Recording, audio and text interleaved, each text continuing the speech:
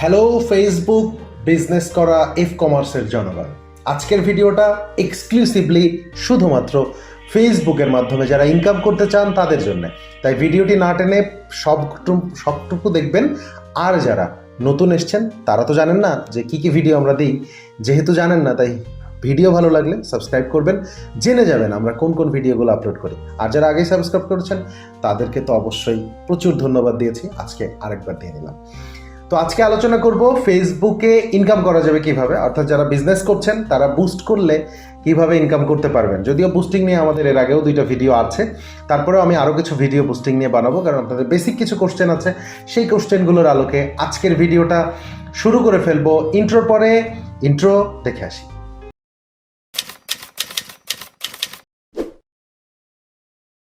Back again after the intro. আজকে আমরা আলোচনা করব বুস্ট করলেই কি সেল হয় এটা নিয়ে। এখন যারা বলছেন বা যারা বলেন যে বুস্ট করলে সেল হয় তাদের কথা সত্য, যারা বলছেন বুস্ট করলে সেল হয় না তাদের কথাও সত্য। কিন্তু আদৌ কি পৃথিবীতে এমন কোনো বাক্য আছে যেটা একই সাথে সত্য এবং মিথ্যা? আসলে এইটা তো একটা কমপ্লেক্স বাক্য হয়ে যাবে, যে মানে জটিল বাক্য। যে হয় আমি বলতে পারি যে আমি ভাত খেয়েছি, এটা হয় সত্য না হলে মিথ্যা। আমি বলতে পারি যে আমি ভালো, এটা সত্য অথবা মিথ্যা। তো মূল কথা হচ্ছে একই সাথে 2টা জিনিসই হতে পারে না, কিন্তু আমি বলছি দুজনই ঠিক বলছে। কিভাবে ঠিক বলছে সেটাই ব্যাখ্যা করব আজকের ভিডিওতে। প্রথম কথা হচ্ছে, আপনি যদি বুস্ট করেন তাহলে রাতারাতি আপনার সেল আশা করাটা ঠিক না। কিভাবে হবে? কারণ এই বুস্টিং করাটা ডিপেন্ড করে অনেক কিছুর উপরে।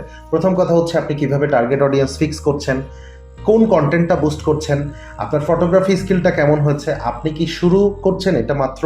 যদি আপনি মাত্র শুরু করেন তাহলে আপনার ওই টার্গেট কাস্টমার ফিক্স করাটা একটু টাফ হবে। নিয়মিত যখন করবেন তখন একটা ভালো ফলাফল আসবে। সো এই পারসেপশন থেকে আমি বলেছি যে 2টা কথাই সত্য। এখন আরেকটু ডিটেলসে যদি আলোচনা করি তাহলে যেটা দাঁড়াবে সেটা হচ্ছে, ধরুন আপনি প্রথমবারের মতো বুস্ট করছেন, সেক্ষেত্রে আপনার সেল হওয়ার সম্ভাবনা কতটুকু? আমি সবসময় বলি ইনকাম, রিজিক এগুলো সমস্ত কিছুই আল্লাহ পাকের হাতে। উনি যদি দেন তাহলে কেউ ঠেকানোর নাই, আর উনি যদি না দেন তাহলে হাজার চেষ্টা করেও কেউ নিতে পারবে না। এখন আমরা থিওরিটিক্যালি যে বিষয়গুলো নিয়ে আলোচনা করতে পারি বা আমাদের এক্সপিরিয়েন্স যেটা বলে সেটা হচ্ছে, একদম শুরুতে একটা নতুন পেজ থেকে বুস্ট করার সাথে সাথে আপনি টার্গেট কাস্টমার ওয়াইজ মানুষের কাছে পৌঁছাতে পারবেন না, এটা নর্মাল নিয়ম। যদি বলি যে কেন পারবেন না, তাহলে প্রশ্ন হচ্ছে, ধরেন আপনি কাপড়ের বিজনেস করেন, এখন আপনার কাপড়গুলোর দাম হচ্ছে 700 টাকা থেকে 1,500 টাকার মধ্যে। আমি এই জিনিসটা আপনি কাউকে বুস্ট করতে দিলেন, তিনি দেখলেন, তাকে আপনি জানালেন যে আমার প্রোডাক্টগুলো এরকম এরকম। নর্মালি কি আপনারা জানান? নর্মালি কিন্তু আপনারা জানান না। আপনারা কি করেন? ভাই আমি $5 বুস্ট করবো, আমি $10 বুস্ট করবো, এটা কোথায় কোথায় দিতে হবে, এটা সারা দেশ দিতে চাই, শুধু মহিলাদের কাছে দিতে চাই, এটা আপনি সিলেক্ট করলেন। এখন আমি যেটা করলাম সেটা কি, যারা 700 থেকে 1,500 টাকা দামের প্রোডাক্টগুলো কিনতে পারে এমন একটা টার্গেট অডিয়েন্স সেট করে আমি দিলাম। দেওয়ার পর ধরেন এটা ক্লিক করলো, রাতারাতি আপনার অনেক সেল হলো, তাতে আমার কিন্তু কোনো ক্রেডিট নাই, আমি শুধু টার্গেট অডিয়েন্সটা সেট করেছি। আবার ধরেন এটা ক্লিক করলো না, ওই যে টার্গেট অডিয়েন্স দিয়েছি সেই টার্গেট অডিয়েন্সের মধ্যে থেকে হয়তো আপনার সেলটা আসানোরও হয়নি, কিংবা আমি ধরলাম হলোই না, তাহলে কি আপনার কোনো উপকার হলো? হলো। কোনভাবে উপকারটা হলো সেটা হচ্ছে, যারা বুস্ট নিয়মিত করেন তারা জানেন যে বুস্ট নিয়মিত করলে এই অ্যাডটা স্পন্সর আকারে সব মানুষের প্রোফাইলে যায়। আপনি যতদিন ধরে যত ডলারের বুস্ট করবেন তত বেশি একটা মানুষের কাছে যাবে। কেউ হয়তো আজকে নক করেছে, সে আপনার কাছ থেকে আজকে প্রোডাক্টটা কিনে নেয়, কিন্তু সে নক করেছে কেন? নক করেছে অবশ্যই আপনার পেজের প্রোডাক্ট তার ভালো লেগেছে, সে সেটা নক করে তার নিজের কাছে পছন্দের তালিকায় রেখে দিয়েছে।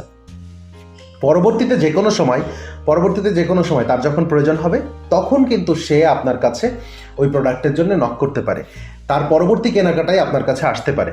আর একটা জিনিস মাথায় রাখতে হবে, আপনি যখন বুস্ট করছেন তখন আপনার কন্টেন্টটা কেমন লিখছেন। অনেকেই আমরা একটা বড় কন্টেন্ট লিখে ফেলি যেটা মানুষের পড়ার ধৈর্য থাকে না। কতগুলো ইমেজ দিচ্ছেন, আমরা 20টা 25টা 30টা 50টা 70টা ইমেজ দিয়ে দিচ্ছি, মানুষ এত ইমেজ কিন্তু দেখে না। আপনারা চেষ্টা করবেন 3টা 4টা 5টা ইমেজ সর্বোচ্চ দিতে।